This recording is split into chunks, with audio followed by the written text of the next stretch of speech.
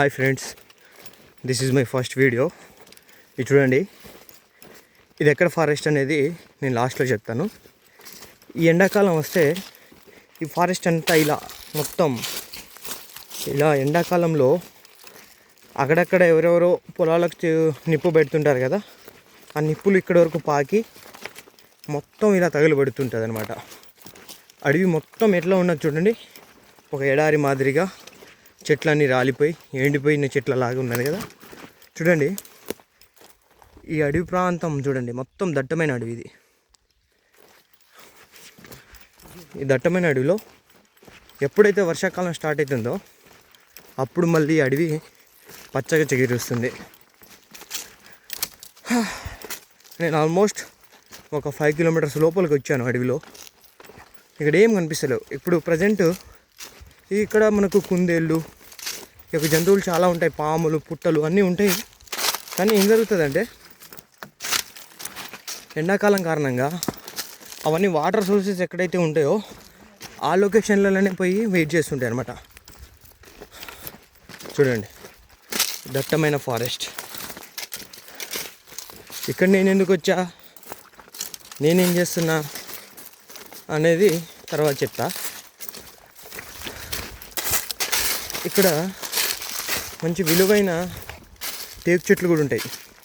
ఇంకా కొన్ని ఏరియాలలో ముందుకు పోతే మామిడి చెట్లు తినేటోళ్ళు ఉండరు. మామిడికాయలు, అడవిలో ఉండే మామిడికాయలని తినేటోళ్ళే ఉండరు. చూడండి, అడవిలో అప్పుడప్పుడు ఇట్లా నడుచుకుంటూ పోయే ట్రాక్స్ ఉంటాయి అన్నమాట.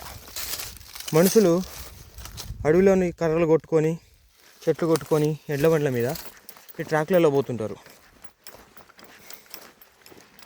ఇంత ఎండలో నడుస్తున్నానంటే చూసండి, అడవి ఎంత నిర్మలంగా, ఎంత ప్రశాంతంగా ఉంది. ఒక్క జంతువు కూడా కనబడదు ఈ టైంలో, మనుషులే కనబడరు. ట్రాక్ చూడండి. కానీ అడవి అంతా నరికేస్తున్నారు. ఈ ఎండలు ఇంత విపరీతంగా పెరగడానికి కారణం ఈ చెట్లను నరికేయడం, అడవులు తగలబడిపోవడం.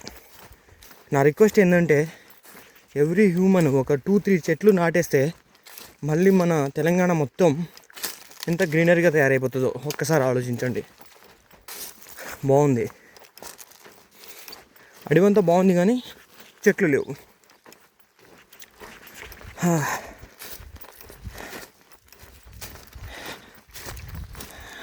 నాకు మొత్తం చెమటలు కారుతున్నాయి. వాటర్ కూడా తక్కువనే తెచ్చుకున్నాను.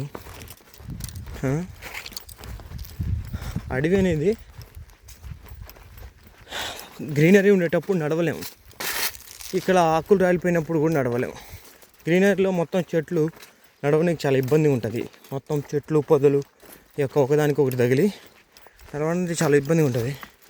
చూడండి, ఈ ఎండాకాలం ఏమో సూర్యుడు వేస్తున్నాడు వాటంగా, దారుణంగా ఉంది పరిస్థితి.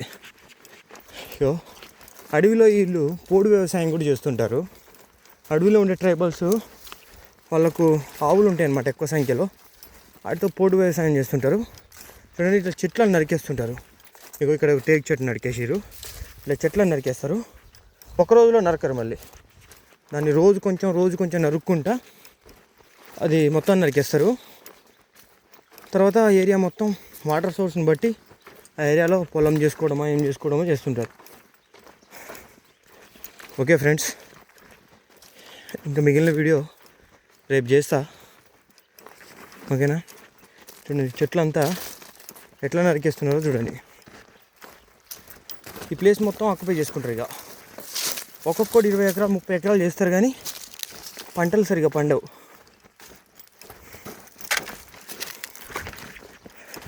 మీరు ఇక్కడ ఏదో చూపిద్దామని తీసుకుపోతున్నాను అనుకోకర్రి. ఇక్కడ చూపినీకి కూడా ఏం లేదు, మొత్తం అడవే చూపిద్దాం అనుకుంటున్నా. ఎండాకాలం అడవి ఎట్లుంటుంది అనేది ఏమనుకోకర్రి.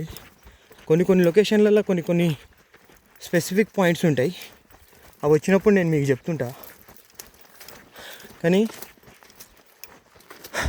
నాకు ఈ అడవితో అదండి ఏదో అంటారు, అనుభవావన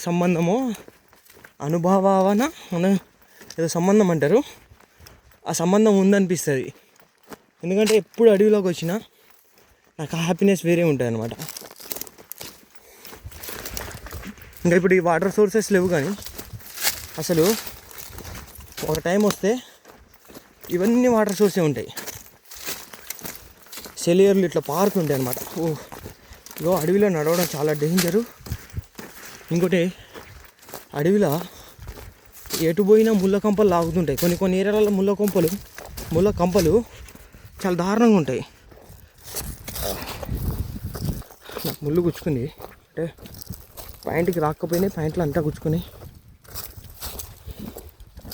ఫ్రెండ్స్ ఏదో అందరిలాగా యూట్యూబ్లో చేద్దామని కాదు, కానీ ఏదైనా తెలియని ప్లేస్ని చూపిద్దాం అనుకుంటున్నా. ఇప్పటికెళ్ళి వీడియోలు చేస్తుంటా.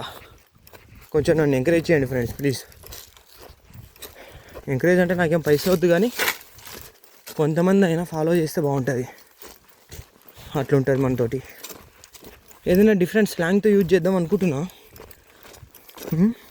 కొన్ని రోజులు అయినాక ట్రై చేస్తాను, ఎందుకంటే స్టార్టింగ్ వీడియో కదా. ఎక్కడో ఒక చెట్టు కొంచెం నీడిస్తుంటుంది. ఈ అడవిలో నడిచేటోళ్ళు కానీ కొంతమంది ఇక్కడ ఏమవుతుందంటే, ఎవరైనా కొంచెం రెస్ట్ తీసుకోవాలనుకుంటే ఇది ఒక వాగు అనమాట. వాగు చూడండి, వాగులో వాటర్ నీళ్ళు. అదే వానాకాలం ఉంటే ఇక్కడ ఆగి మంచిగా వాటర్ తాగి కొంచెం వాటర్ నింపుకొని ఎంజాయ్ చేయొచ్చు. అట్లుంటుంది మనతోటి. నేను ఒక్కసారి నడవడం స్టార్ట్ చేశాను అనుకో ఫ్రెండ్, ఒక 4-5 కిలోమీటర్స్ అడవిలో ఈజీగా నడిచేస్తా.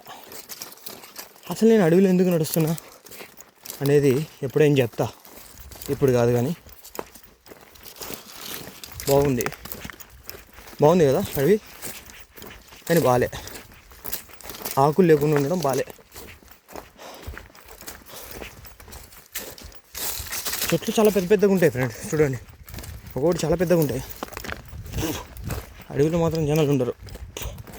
నా చుట్టూ ఎటు చూసినా 10 కిలోమీటర్లు అడవే ఉంటుంది.